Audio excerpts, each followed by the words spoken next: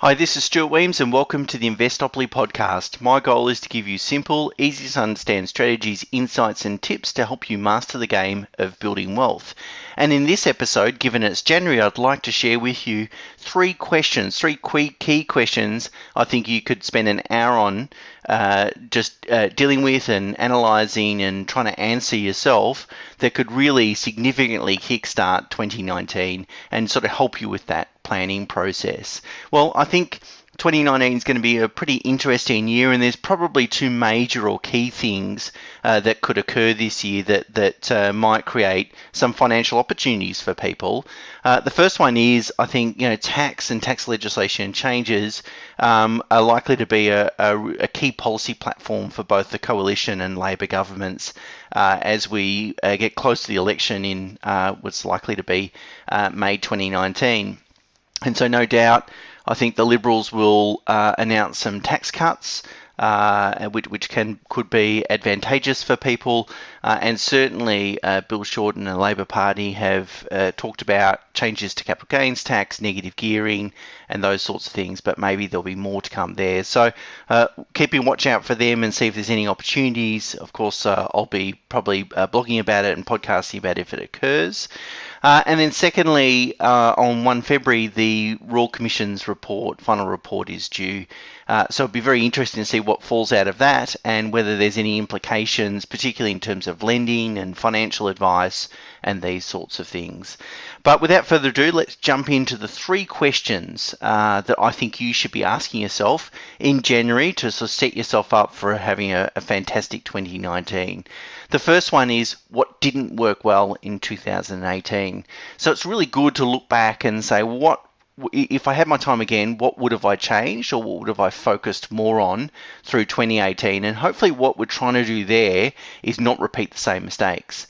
So maybe it's something like you plan to sort out your super and you didn't get round to it, or maybe cash flow was a problem, that you spent all your money and didn't have a surplus cash flow, or you didn't save as much money or put as much money to debt reduction as you might have hoped. Those sorts of things, it's good to look back and say, well, 2018, how did I go? There is a couple of tips to try and address, because what you obviously want to do then is address those concerns and rectify them in 2019 so it's not a repetitious mistake. And there's really two tips that I can offer to help you do that. The first one is that it's often a who question rather than a what question. So if you've got a problem, let's talk about cash flow, for example. If you've got a problem with cash flow and you either don't track it or you're spending more than you think that's reasonable to do so in order to help you achieve your goals, then instead of asking yourself, well, what do I need to rectify it? I mean, you could ask yourself that, but instead of doing that, maybe the better question is ask yourself, who do I speak to in order to help me rectify it? Because quite often we know people that have been in similar circumstances or are really good at a particular activity or exercise, and we can learn from them about what works and what doesn't work. And so what you're hoping to do there is save a lot of time, to sift through all the possible opportunities about what could or won't work. And then secondly, what you're trying to do is avoid making mistakes.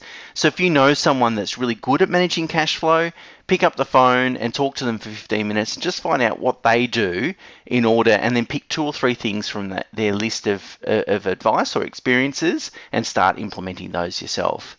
The second thing is the chances of achieving a goal increase dramatically if you've got someone that's going to hold you accountable.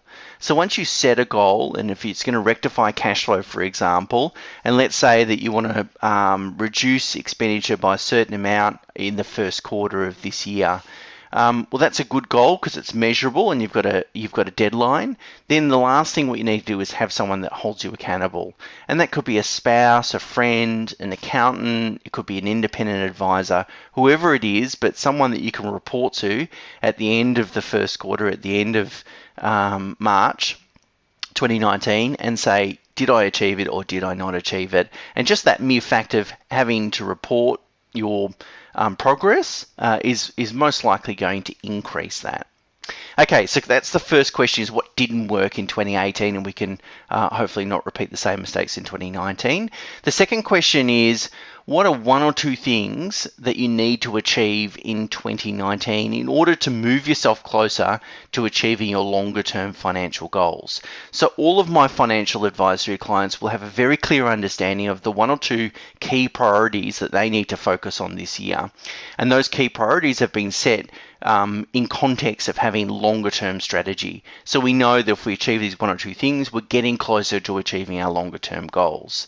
And so these could be things like reducing or offsetting debt by a predetermined amount, could be investing in super, could be making regular share investments, buying a property, these sorts of things that really, help you achieve or really build your asset base. And in order to do that, the best question you can ask yourself is, what can I do in 2019 that will have the largest financial impact on my position by 2030? So by asking that question by 2030 forces you to really make a long-term decision.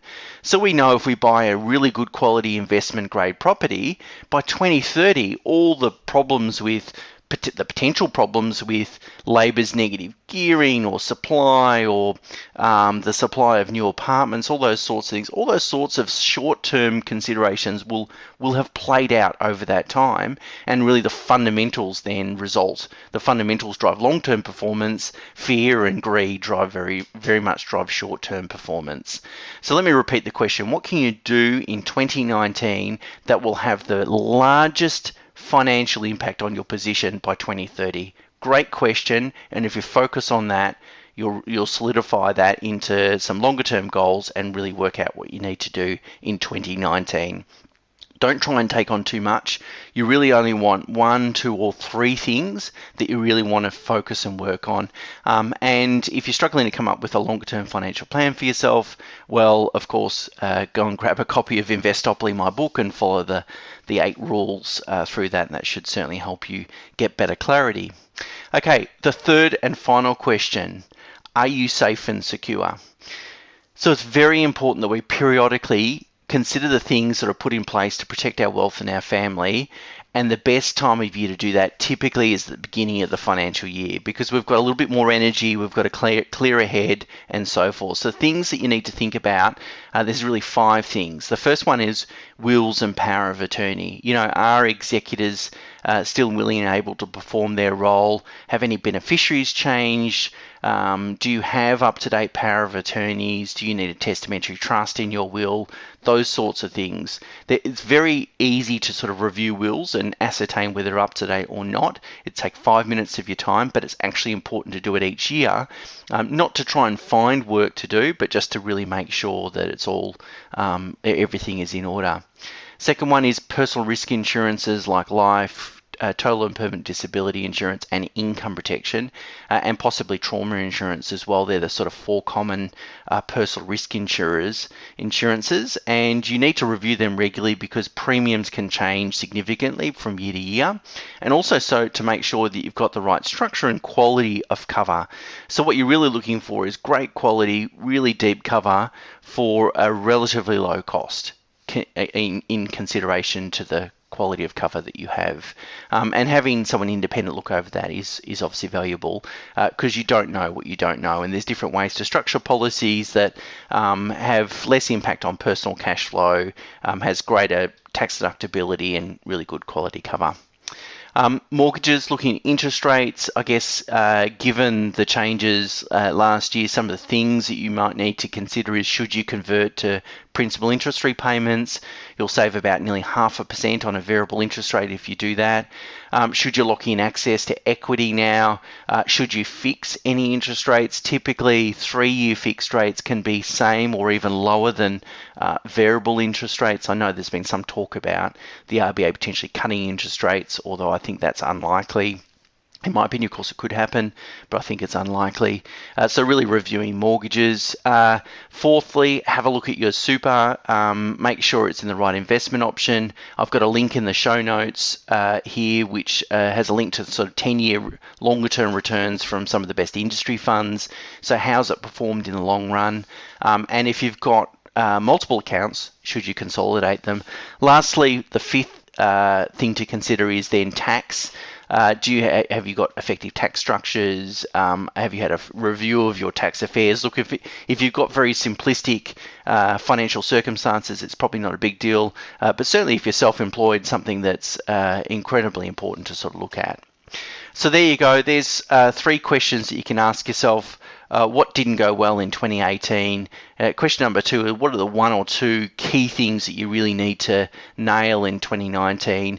And are you safe and secure? Just a periodical review of those key other things. It's really probably going to take no more than an hour to consider these questions, and it's possibly one of the best investments that you'll make, because it could highlight some really good opportunities for you, and if nothing else, it'll give you the comfort that you're on the right track. So I hope that's really helpful, and until next week, bye for now.